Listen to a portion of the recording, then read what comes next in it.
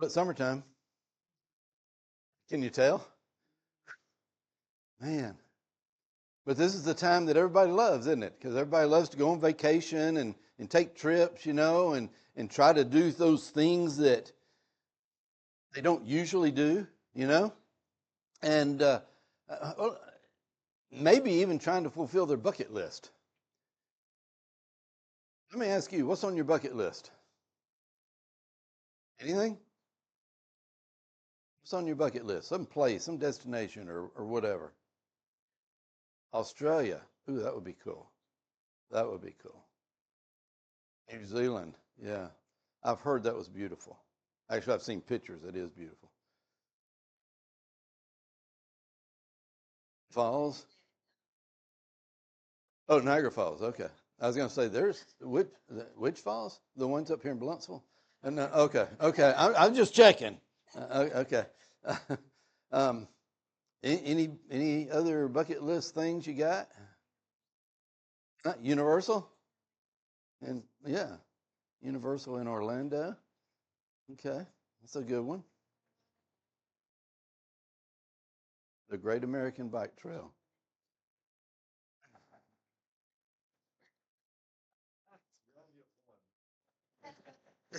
Thank you. Uh, oh man, she she wants me to go across that bike trail across America because she's trying to get rid of me. That's, I mean, no, that would be great. That would be great.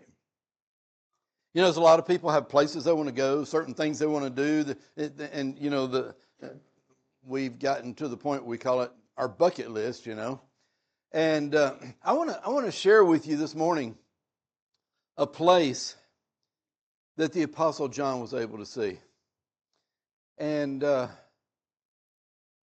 it's actually quite amazing. The places that you mentioned are, I'm sure, amazing. But listen to what John got to see. In Revelation chapter 4, verse 1. After these things I looked, and behold, a door standing open in heaven. And the first voice which I heard was like a trumpet speaking with me, saying, Come up here, and I will show you the things which must take place after this. Now let's just stop there. I want you to think about this. Imagine for a moment that this is not John, okay? Imagine it's you, right? Okay, imagine if this was you and you're exiled as a prisoner on some island, Patmos, but you're exiled on this island just for preaching the truth, preaching Jesus. And I don't know, maybe you're worshiping on a Sunday morning, and kind of like we are today, and you're on the island and you're a prisoner there, but you're worshiping God just like any other Sunday. And all of a sudden you see a vision from God. Just imagine that.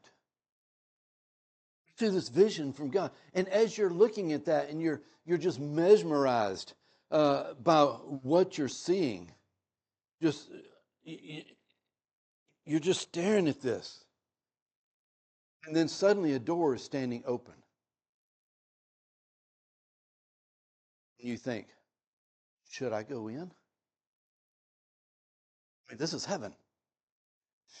Should I dare go through the doors? As you're thinking this, should I go through? Then a voice says, come on up here. I have some things I want to show you. And so you go through the doors. And this is what you see. Beginning in verse 2.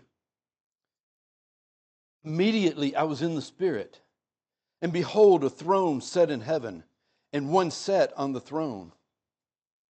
And he who sat there was like a jasper and a sardius stone in appearance. And there was a rainbow around the throne in appearance like an emerald. Around the throne were 24 thrones. And on the thrones I saw 24 elders sitting clothed in white robes. And they had crowns of gold on their heads. And from the throne proceeded lightnings and thunderings and voices. 7 lamps of fire were burning before the throne, which were the 7 spirits of God. Before the throne, there was a sea of glass like crystal. He goes on to describe this.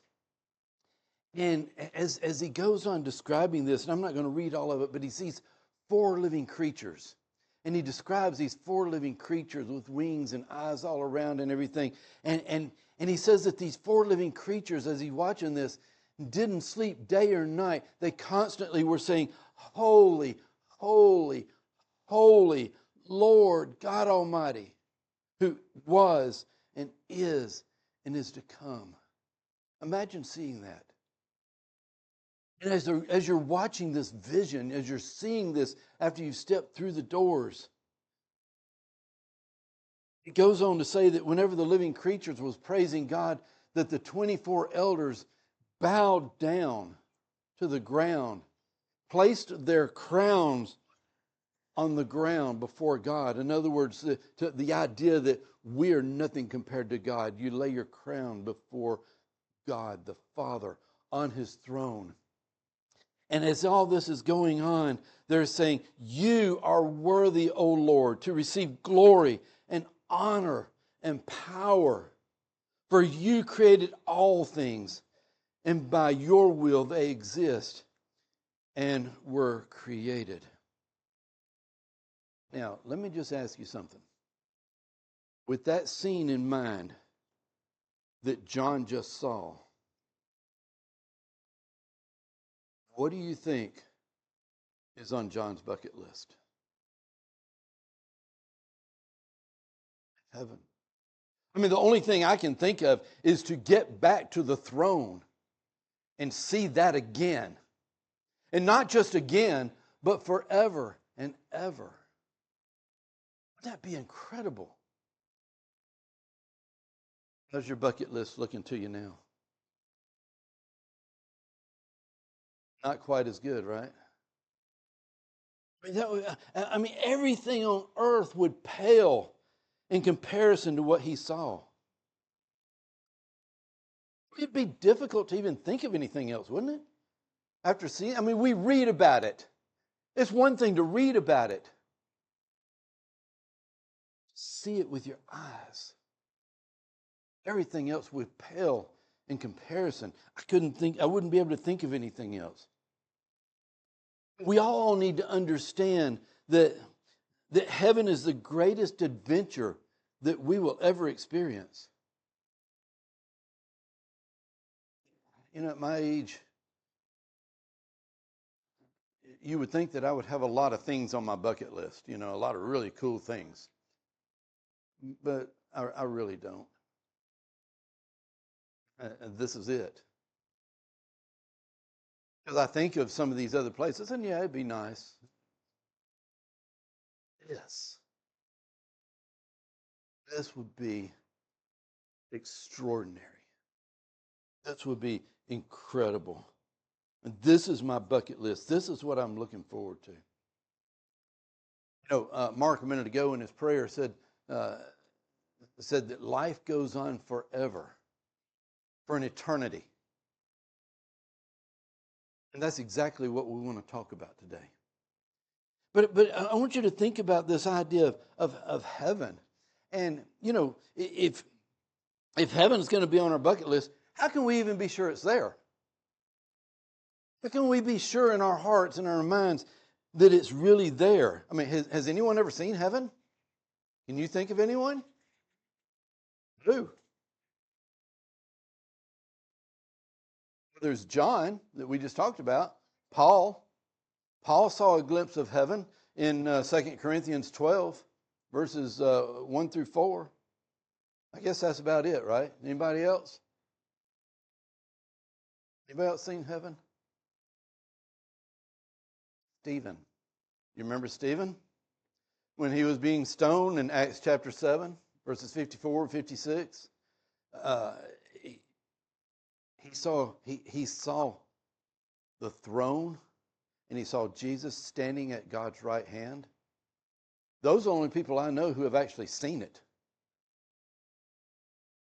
God did something for us that we don't even realize. Now, Solomon realized it. He was the wisest man ever on earth, and he realized it, and this is what he shared with us. In Ecclesiastes chapter 3, in verse 11, listen to what he said. He has made everything beautiful in its time.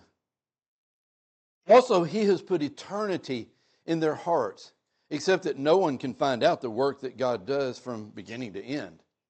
Listen to what it says. The Bible here says that God placed eternity in the hearts of humans. Think about that statement. God placed eternity in our hearts. Now, even though we know intellectually, we know everyone dies, and yet, doesn't death seem so unfair sometimes? People to just be taken away. And we think of it as it just seems so unfair, you know. And yet, when we think about it, the reason we think it's so unnatural or unfair when someone dies is because we have this inborn desire for immortality, don't we? For eternity. It's made into us.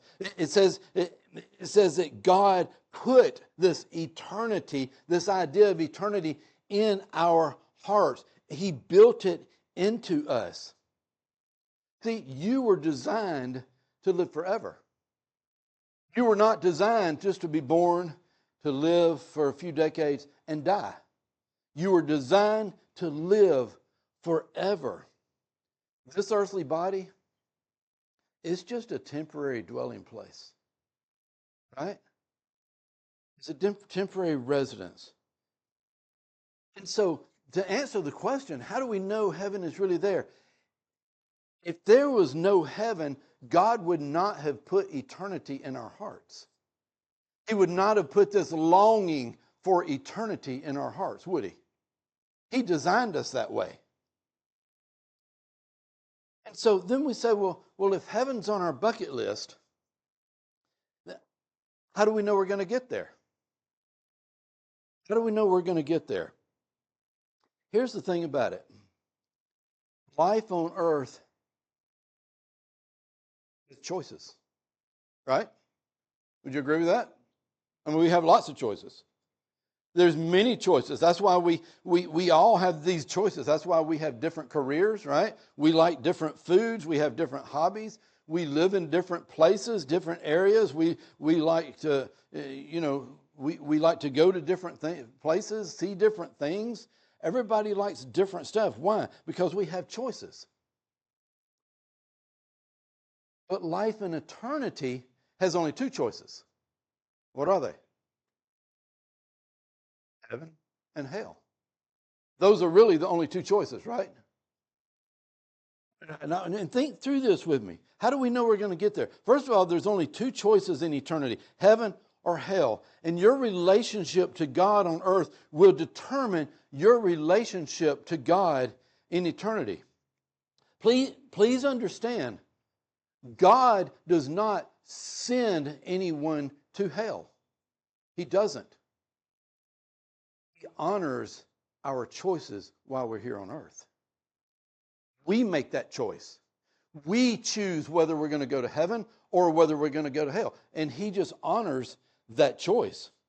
I've heard people ask the question, how can a loving God send someone to hell? He doesn't. He honors your request. He honors the way you lived your life by the choices that you make. We choose the journey that we're willing to take. Jesus said in Matthew chapter 7, verses 13 and 14. Very familiar, but listen, here's two choices. Enter by the narrow gate, for wide is the gate and broad is the way that leads to destruction. And there are many who go in by it. Because narrow is the gate and difficult is the way which leads to life, and there are few who find it. What two roads are there? the narrow road and the wide road, right? One of them leads to destruction. And that's the interesting thing. You don't just go on a road. Sometimes when I'm traveling or something, I'll say, I wonder where this road goes, you know? And I'll get on that road and I'll go and say, oh, this is beautiful, or oh, this is terrible, whatever. Or I'll get on I wonder where that road goes. Have you ever done that? You're going down a road and you say, you know, I've always wondered where that road goes. I see it every day and I've never taken that road. You ever done that? And then you go up that road because you want to see where it goes? Isn't it cool that God tells us where these roads are going? He said, oh yeah, you can take the wide road and it leads to destruction. Go for it if that's what you want. Or you can take the narrow road. It's a little harder, but it leads to life. He lets you know. It's not a guessing game. There are two roads. One walking with God and centered around Him, and the other walking away from God and centered around ourselves. Those are the two choices. And we get to make that choice. And the beauty of it is that life here on earth is the preparation. It's the preparation for eternity. It's here, right now, in this life. It's here that we make that choice. Whether you're a Christian or not, and most of all of us are right now. But do you know people who have become Christians can still take the wrong road? We have to stay focused. We have to stay focused. And so this is our preparation. And when you fully comprehend that you were actually made to live forever, and you realize that it's then that you realize that life here is your preparation for eternity, and it'll make you begin to live differently, won't it? I mean, it really will. When you really think about that. Now, when someone's talking about it and you think about it and you say, yeah, that makes sense. But when you leave and you go out into your life, do we even think about it? Do we think about my purpose is to be preparing for eternity? I've got to make some choices. What choices am I going to make? And so we really have to think about the choices that we make, because, you know, living to prepare for eternity changes the way we look at things. So we have a tendency to think that everything on earth is so important. Everything around us is so important. But when you think about it in light of eternity, it really isn't. It's just really not. And so my question is, are we going to get so caught up in the world that we think that this is all there is? That what we can see and what we can grasp hold of and what we can accomplish, do we think that this is, are we going to get caught up where we think this is all there is and lose sight of the reason that we're really here, which is to prepare for eternity? You know, we've talked about before, our life is you take a big old rope, and we've done this, but you take a big old long rope that just seems to go on forever. Our life is that big on it. Birth to death. The rest of it's eternity. Does it really matter how we live this to this in light of eternity? Yes, it matters. It matters. Because it will determine which eternity we're going to have, you know. When you see your life here as a way to prepare for the future, suddenly many of the activities and the goals and even some of the problems that we have just seem that even seem important. They appear trivial when we really think about it in light of eternity. Would you agree with that? I mean, I just want us to understand the priorities that we should have. I have to think about this a lot because sometimes I get caught up in emotions, or I get caught up in this or that, and I think, why am I worried about that? I got eternity to worry about. Not even to worry about, but to look forward to prepare for, you know. Listen to what Paul said. I think about this. Paul said it so well. This is kind of small. I hope you can read it. If you can't, you can listen. He said, but what things were gain to me, in other words, the things that I thought were so important and I was so excited to have, what things were gain to me, he says, these I have counted loss for Christ. Yet indeed I also count all things lost for the excellence of the knowledge of Christ Jesus my Lord, for whom I have suffered the loss of all things, and count them as rubbish, that I may gain Christ.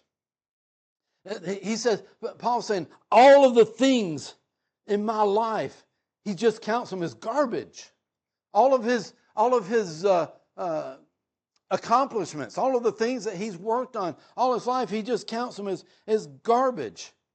Okay, what things? What is he counting as rubbish or garbage? If you go back a few verses before that, in verse 4, he said, if anyone else thinks that if anyone else thinks he may have confidence in the flesh, I more so. In other words, somebody else thinks they're great, look at me. I more so. Circumcised on the eighth day of the stock of Israel. That's a big deal. Israel was God's chosen people. I'm of the stock of Israel, of the tribe of Benjamin, a Hebrew of Hebrews. Concerning the law, a Pharisee. Concerning zeal, persecuting the church. Concerning the righteousness which is in the law, blameless. Blameless. But what things were gain to me, these I have counted loss for Christ. What is he saying is garbage here? His position as Hebrew of Hebrews? That means the best of the best. When you say, I'm a Hebrew of Hebrews, that's the idea. I'm the best of the best. The Hebrews are the best. They're God's people. I'm the best of those. Listen to him bragging. Listen to him bragging. So he's garbage now is garbage. His position as Hebrew of Hebrews, his career as a Pharisee, that's no small thing. The traditions that he's practiced since he was a boy. His position, his career, his traditions, they're not really worthless. How many of you would say that your career and you're moving up in the company ladder and making more money and getting raised, how many of you would say that's really worthless? It's not. It's important to you, right? We work hard for that. We've accomplished. We went to school and got a degree and we did this and we did this and we can provide for our families. All of that's important stuff. I'm not taking away from that. And yet, he says it's garbage because he says compared to his relationship to Christ and the destination that's on his bucket list, heaven, comparatively speaking, that stuff don't mean anything. So how in the world can I let that stuff get in the way of my relationship with Christ? How can I do that and feel good about myself? Can't. That's what Paul's saying. What we need to understand, and I want us to realize, is that the closer you live to God, the smaller everything else appears. Let me say that again. The closer you live to God, the smaller everything else appears. Amen? Isn't that true? We think of things in this life as so important. Number one, we've got to get it done. We've got to accomplish. We've got to do it. But if our relationship with God is what it should be, those things pale in comparison. That's what Paul's saying. Because God is so big. Because heaven is so big. You know God has a purpose for your life. You're not a random accident. You didn't just happen. There wasn't an explosion in the beginning and we just all appeared intricately made. I know almost nothing about the human body, except that it seems to work, and sometimes it hurts. But I could ask Shanina. She would tell me about all the cells and the. I'm not even going to try to name all this stuff. If you get one of them out of balance and stuff don't work, right? Am I right? That's not an accident. God did that. And He gave you a purpose. That purpose here on earth doesn't end there. His plan involves more than just a few decades. Much more than just a few decades. Let me share part of His plan. This is what Paul said in Romans 8, beginning in verse 15. For you did not receive the spirit of bondage again to fear, but you received the spirit of adoption. Stop a minute. Did you hear what he just said? Do you understand what that means? I know you do, but I want us to think about it. He said, you have received the spirit of adoption by whom? By who? By whom we cry, Abba, Father. Adoption by God? The Spirit Himself bears witness with our spirit that we are children of God. I'm going to tell you something. Sometimes that's hard for me to even say. It's hard for me to even put myself in a position. Paul did it, but it's hard to even say the words that I am a child of God. Who am I to be a child of God? That's how much He loves us. The Spirit Himself bears witness with our spirit that we are children of God. And if children, then heirs. Heirs of God and joint heirs with Christ. If indeed we suffer with Him, that we may also be glorified together. See, the purpose of your existence is not to make money. It's not to have a family. It's not to have pride. It's not to have fame. Purpose of your existence is to spend eternity with God. Can you imagine the one that thousands and thousands of years ago, when there was absolutely nothing but God, said, I'm going to create people to be my children. And that's where we came from. And that's incredible. That's just really incredible. You know? You are the Lord's inheritance. His heir. His child. And this life will determine if you will fulfill your intended purpose. You can actually deny all of that. You can do that. You can say, yeah, but I don't want that. I want to go down this road. I want to concentrate on myself. I want to live for me, and I will end up where I end up. So I don't believe there's a hell anyway. That's what people, they want to believe that. You can deny His adoption. Up to you. Remember, there's two choices: the wide road, the narrow road, heaven and hell.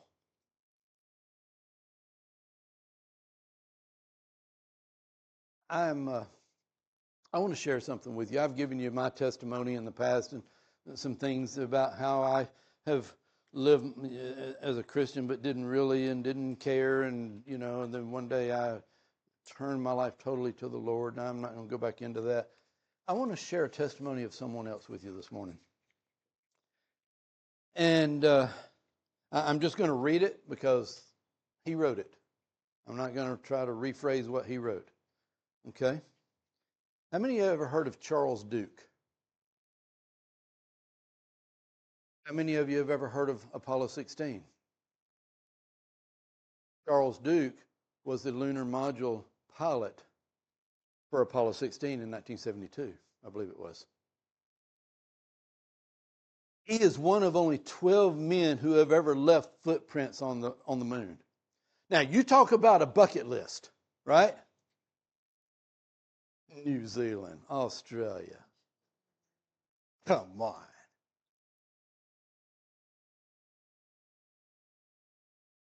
Actually, those places are much prettier than the moon, probably. He's one of only 12 men to ever leave footprints on the moon. Think about how extraordinary that is. I mean, we all have things on our bucket list, but this guy left the Earth's atmosphere, traveled to the moon, and walked on it. I looked outside last night. I don't know if any of y'all noticed. I looked outside last night. The moon was incredible. It was beautiful. And I thought about it. Getting in a bucket of metal fueled by gas, lighting the match, and actually landing on that. It's incredible. Listen to what he said. These are his words. After walking on the moon, I was bored. Fame, fortune, a spot in the history books. I had it all. But if you had been a fly on the wall in my home, you would have seen that I wasn't so hot. I was failing miserably as a husband and father. My business succeeded and the money rolled in, but I was bored. Though I'd gone to church all my life, I had all of God I needed in that 1 hour every Sunday. Even the moon had not been a spiritual experience. I wasn't looking for God. I only knew Jesus the way you know U.S. presidents, in name only. I was bored with life. My wife wasn't. She had changed. Her depression had left or had lifted. And she demonstrated a new believing faith. She turned to God, not me, for answers to her problems. One night I attended a Bible study with her that focused on one penetrating question. Who was Jesus? All my life I had said the word Son of God, but I'd never trusted him. That night I came face to face with the opportunity to follow him. The next day I awoke with a desire to read the Bible. He said it cost $400 million for me to walk 3 days on the moon, and it's over. But to walk with Jesus is free, and it lasts forever. It's quite a story, isn't it? Someone who had walked on the moon, someone who had everything, success, family, everything, fame, name in the record history books. He said it meant nothing. He truly came face to face with Jesus. That's what he found was important. See, what Jesus offers is more than an opportunity of a lifetime. It's an opportunity beyond your lifetime. It doesn't get any better than that. It just doesn't. You know, the only time most people think about eternity is at funerals. And I don't want to be morbid. A few weeks ago, I went to the funeral of my best friend of 40 years. He died way too young. And I looked at him laying in the coffin. I didn't shed a tear. His wife was standing there. And I went and gave her a hug, and I said, this is what he's been working for. Gone home with God. You know, we think about eternity, we think about, or we think about death, and we think about eternity. It scares us to death sometimes, doesn't it? I mean, it can be scary to think about, okay, I die, what then? I'm claustrophobic. I don't think I could stand being in that box with the lid closed. And then dirt on top. You know what I'm saying? You think about these things. This is what we're working toward. Death is graduation day, isn't it? If we prepared properly. If we prepared properly. You know, we think about eternity, and the more we think about eternity, we need to think about it more, because then we'll be more prepared. Wouldn't you agree? Wouldn't you think? You know, years ago there was a popular slogan that said, and maybe you've heard it, I'm sure you have, live every day like it was the first day of your life. You ever heard that? Wouldn't it be more effective to live every day as though it was the last day of your life? Because then we would be prepared, wouldn't we? Oh, because we say, well, I can do this and I can do this, and it doesn't matter because I'll have plenty of time to prepare. Not necessarily. We need to live every day. I'm talking about today, tomorrow, the next day, however many tomorrows you may happen to have. We need to live every one of them like it's our last day, and we know that we are about to meet our Maker. And if we live every day like it's our last day on earth, would that change the way you live any? It changed the way I live sometimes. It would change me if I really think about that. Let me leave you with a question to consider this morning. I'd like to challenge you because I'm in the business of making sure that heaven's on your bucket list, you know? And I want to challenge you, make sure you're on the narrow road and everything. But just take this with you. Listen to this. In light of the fact that you are made to live forever, what is one thing you should stop doing and one thing you should start doing?